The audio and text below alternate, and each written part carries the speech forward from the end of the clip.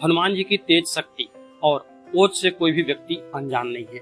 उनके चमत्कारों से भी कोई व्यक्ति अनजान नहीं है, क्योंकि इस कलयुग के सृष्टि के वह जीवंत देवता है। इसीलिए हनुमान जी का छोटे से छोटा मंदिर हो, छोटी सी जगह पर भी कहीं भी मंदिर हो, तो वहाँ भक्तों की बहुत ही भीड़ लगी रहती है, भरमार रहती है लोगों की, क्योंकि हनुमान जी की कृपा बहुत जल्द आपको मिल जाती है। बहुत जल्द आपके कष्ट, दुख, परेशानियां दूर कर देते हैं।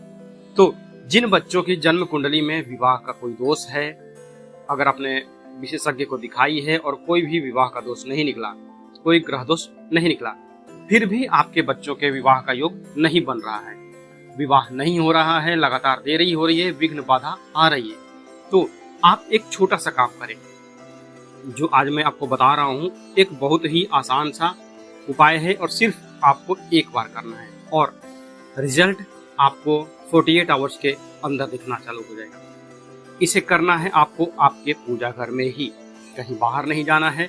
इस उपाय को माता पिता भी कर सकते हैं और बच्चे खुद भी कर सकते हैं। उपाय किस प्रकार करना है, किस दिन करना है और कैसे करना है, सब आपको इस वीडियो के लास्ट तक में मिल जाएगा। अगर चैनल पर पहली बार आए हैं तो चैनल को सब्सक्राइब कर लीजिएगा और साथ ही वीडियो को ज़्यादा से ज़्यादा उन लोगों को शेयर करिएगा जिन लोगों की शादी नहीं हो रही है। इससे उनकी मदद हो जाएगी और आपको इसका पुण्य फल अवश्य ही मिलेगा। बार बार रिश्ता कैंसिल हो रहा है, बार बार टूट रहा है, तो वह अब नहीं होगा और आपकी भी ईश्वर उतनी ही मदद करेंगे जितनी उन लोगों की मदद आपने की होगी। अब उपाय को कैसे करना है ये समझते हैं। इस उपाय को करने के लिए आपको शुक्रवार का दिन लेना है। कोई भी शुक्रवार हो सकता है, कृष्ण पक्ष, शुक्ल पक्ष मतलब नहीं है, आराम से बस शुक्रवार मतलब शुक्रवार। शाम के समय आपको इस उपाय को करना है।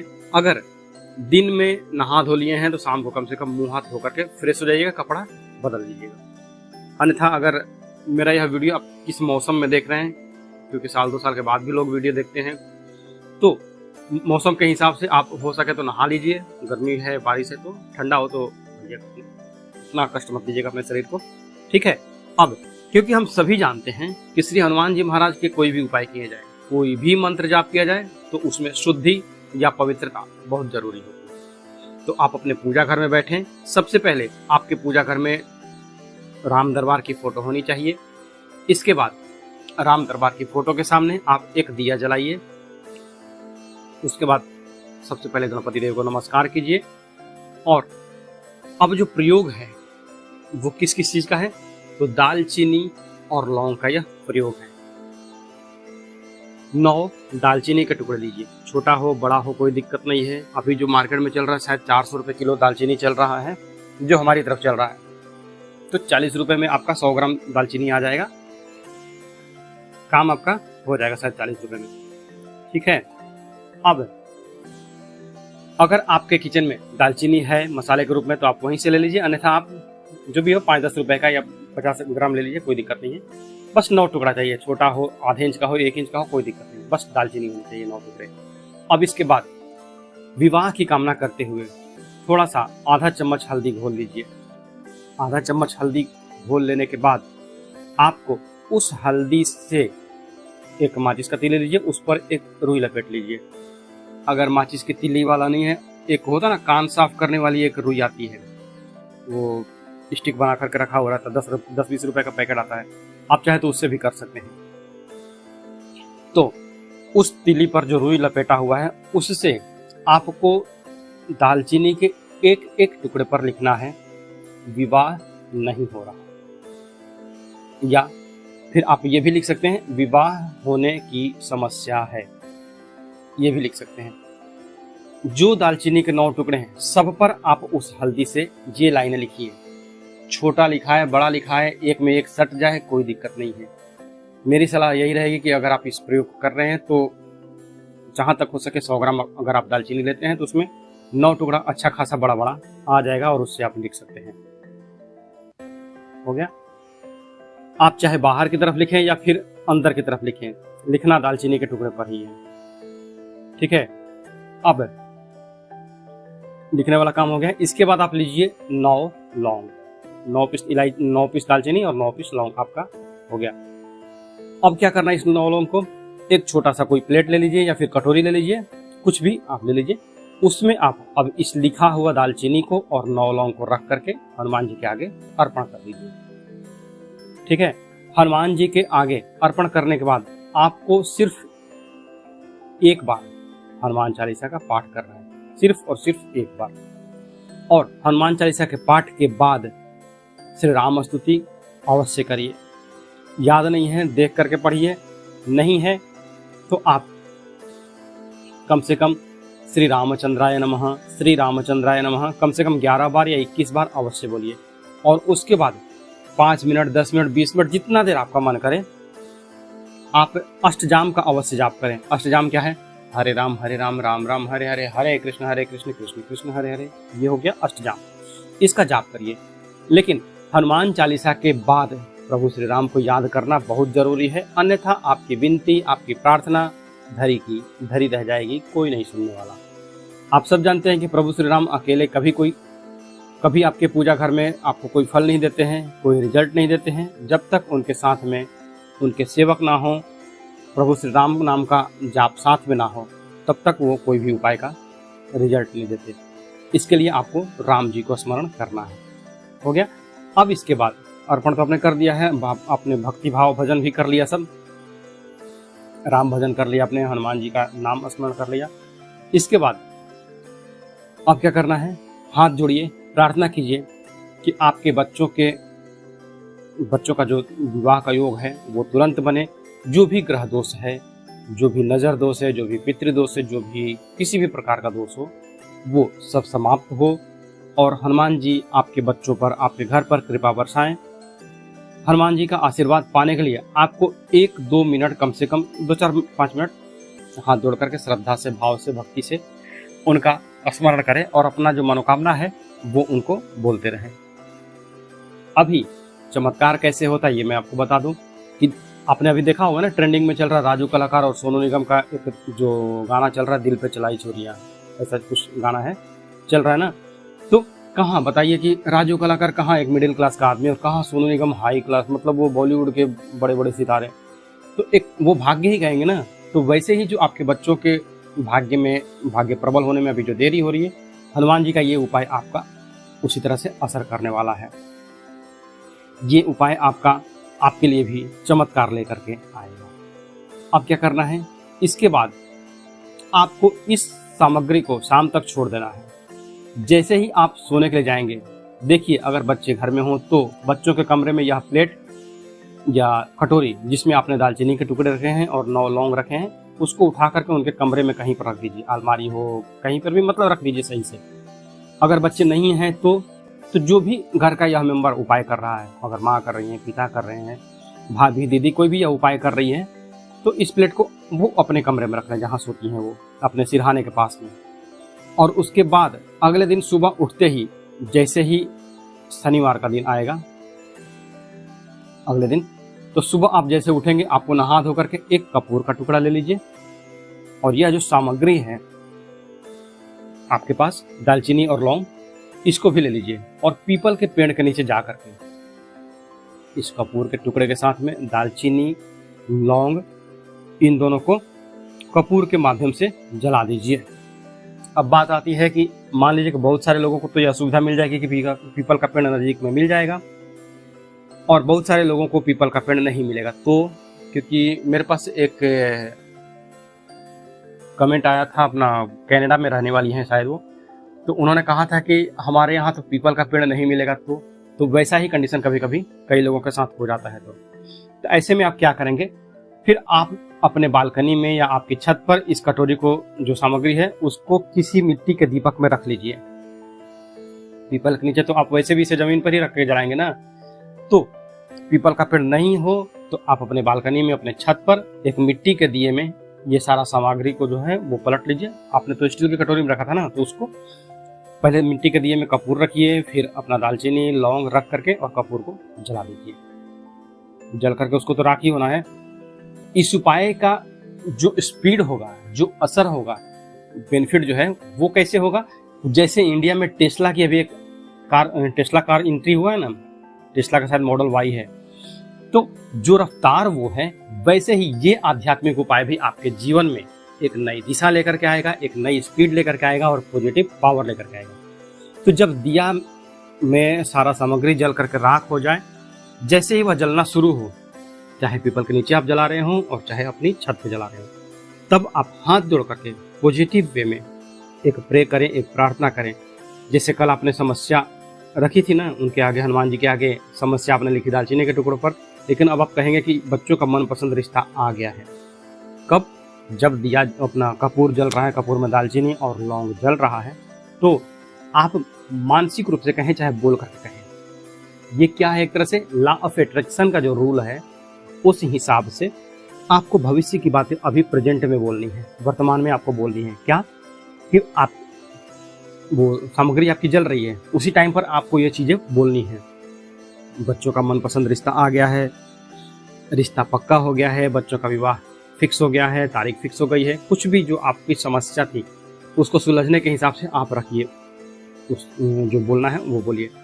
किसी भी शुक्रवार को बस यह उपाय ज़रूर करें। देखिए, चमत्कार होगा आपके बच्चों के जीवन में और विवाह जो है वो तुरंत होगा। तो अब जो मैं उपाय बता रहा हूँ आपको, वो है एक एकादशी का उपाय। पहला तो मैंने आपको बताया हनुमान जी के वाला उपाय। अब जो एकादशी का उपाय है, ये भी अगर इसके साथ में आप करना चाहें तो कर सकते हैं, क्योंकि दोनों ही उपाय एक से बढ़कर एक हैं। ठीक है, इस उपाय में आपको क्या करना है? तो ये उपाय है सरसों के तेल का। जी हाँ, इस उपाय को करेंगे कैसे? तो देखिए, सरसों के तेल का जो उपाय है, यह तो आपको शनिवार को करना है। किसी भी शनिवार को करिए, शाम के समय में आपको यह उपाय करना है। कैसे? तो आप थोड़ा सा सरसों का तेल ले लीजिए, 1 चम्मच के जितना आप सब्जी बनाते हैं ना, उतना ही, बस ज़्यादा नहीं। जो चम्मच कौन सा? तो जो कलछुल होता है, कड़छी होता है, जो जिससे आप दाल निकालते हैं ना, वो तड़का लगाते हैं, वो उतना कम से कम तेल होना चाहिए। मान के चले कि वो 100-150 ग्राम तेल होगा। एक कटोरी में लेकर के उसको डाल दीजिए, कड़छी से नाप लीजिए अपना 1 कलछुल। क्यों? क्योंकि वो आपके डेली यूज में होने वाली चीज़ें हैं। मैं जो उपाय बताता हूँ घर में यूज होने वाली चीज़ों से ही बताता हूँ, ज़्यादा तामझाम वाला चीज़ नहीं बताता हूँ कि हाँ आप इतना रुपया खर्चा करो, ये करो, वो करो। क्या करना आपको? वो 1 कटोरी तेल ले लीजिए कड़छी से नाप के। इसके बाद आपके घर में अगर शिवलिंग है तो, और अगर शिवलिंग नहीं है तो इस उपाय को आपको मंदिर में करना होगा। शिवलिंग घर में है तो घर पे करिए, नहीं है तो मंदिर में करिए। क्या करना आपको? शिवलिंग में अपना शंकर जी के मंदिर के पास जा करके उपाय आपको शाम को करना है ना, तो शाम को थोड़ा सा देखिएगा अपना समय के हिसाब से, गोधूली बेला के समय में आपको यह उपाय करना है। वहाँ जा करके एक दिया जलाइए, जो सरसों का तेल आपने लिया है, सबसे पहले उसको लेकर के वहाँ शिवलिंग के पास बैठ जाएं और एक 4 मुखी दिया जलाएं। चौमुखा दिया आपको पूजा की दुकान पे या फिर जो कुम्हार भाई लोग होते हैं उनके पास आपको मिल जाएगा। शिवलिंग शंकर जी के सामने आपको 4 मुंह वाला दिया जलाना है। बाती 4 अलग अलग लगाइएगा, एक ही बाती में नहीं। ठीक है, चारों तरफ उसका सिरा निकला रहेगा। इसके बाद क्या करना है? जो आप कटोरी लेकर के आए हैं, उस कटोरी का तेल उस दिए में जलता रहेगा। दीपक मिट्टी का बनाइए, मिट्टी का ले लीजिए या फिर आटे का बनाइए, जो आपको सुविधा लगे वो आप प्रयोग कीजिए।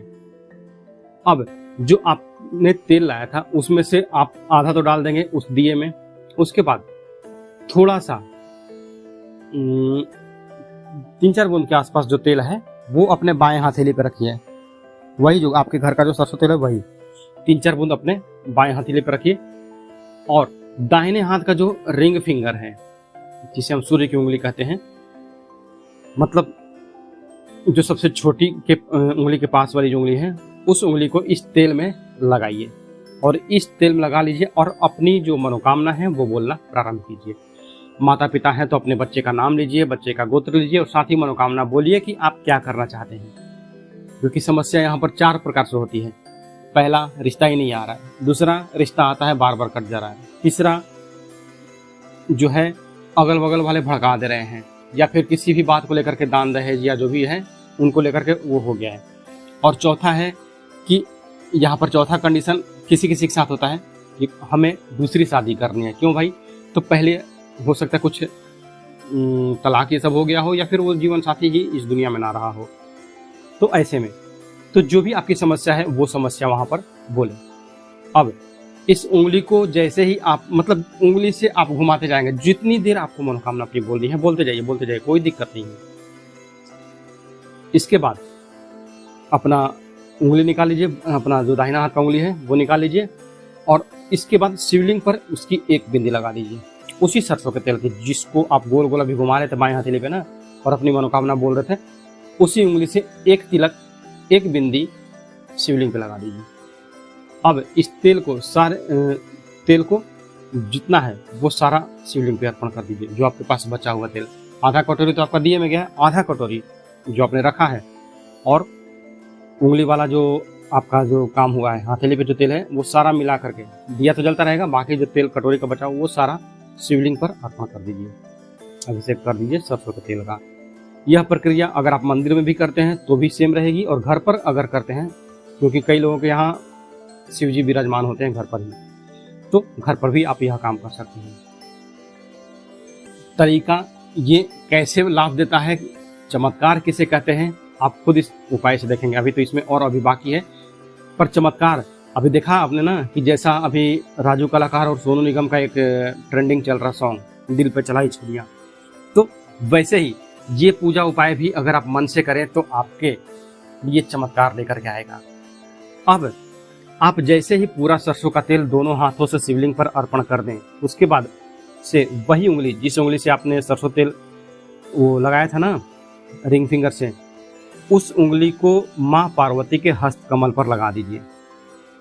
यानी कि सरसों का तेल जब आपने अभिषेक किया है तो वह सरसों का तेल नीचे माँ पार्वती के हस्त कमल से होकर के पूरा बाहर की तरफ आएगा। तो जहां से तेल आ रहा है वहां वो माँ पार्वती का हस्त कमल है, वहां पर उस उंगली को लगा लीजिए और 11 बार ओम उमा महेश्वराय नमः, यह आप कम से कम 21 बार बोलिए। इतना बोलने के बाद अब जो उंगली है जो आपने माँ पार्वती के कमल पर लगा कर रखी है, इसको हटाना नहीं है। उंगली रखे रखे ही आपको अर्जी बोलनी है, हे भोलेनाथ, हे माँ पार्वती, और आगे जो भी आपकी जो समस्या है वो अपना बोलते जाइए। बच्चे का नाम लीजिए, बच्चे का गोत्र लीजिए, बच्चे के पिता का नाम लीजिए, बच्चे के माँ का नाम लीजिए, कि मतलब बच्चे का ये है, मतलब ये नाम माँ का है, ये पिता का नाम है, और इनका ये संतान है, इसकी शादी में समस्या आ रही है। ये सारा कुछ जो भी आपको बोलना है वो बोल दीजिए। इसके बाद से आप अपनी उंगली जो है वहां से हटा लीजिए। अगर आपको शनि चालीसा आता है तो आप शनि भगवान का एक चालीसा वहां पर शिव जी के सामने ही, भगवान शिवलिंग के, भोलेनाथ के शिवलिंग के सामने ही आप पढ़ लीजिए, क्योंकि भगवान शंकर शनिदेव के गुरु हैं, इसलिए उनके सामने आप शनि चालीसा पढ़ दीजिए तो बहुत आसान है। मान लीजिए शनि चालीसा आपके पास ना हो तो क्या करेंगे भाई, तो फिर यहाँ पर शंकर जी का अगर चालीसा बोलना है वो बोल सकते हैं, शंकर जी की आरती है वो आप कर सकते हैं, जैसे ओमकारा है ना, वैसे ही आपका जो भी उपाय है, जो भी आपने कंप्लीट किया है, ये उपाय आपके जीवन में रफ्तार लाएगा। वैसे ही जैसे इंडिया में टेस्ला कार की एंट्री हुई है, एक नई ऊर्जा, एक नई रफ्तार लेकर के, तो ये आध्यात्मिक उपाय आपके जीवन में एक नई दिशा लाएगा, एक नई स्पीड लाएगा और एक नया पॉजिटिव पावर लेकर के आएगा। और इसके साथ ही आपके बच्चों के जो विवाह दोष हैं वो सारे एक झटके में ही समाप्त हो जाएंगे, एक बार में ही समाप्त हो जाएंगे। तो अगर आपको लगता है कि आप हर शनिवार यह उपाय कर सकते हैं तो अच्छी बात है, नहीं तो यह उपाय केवल एक बार में ही लाभ देने वाला है।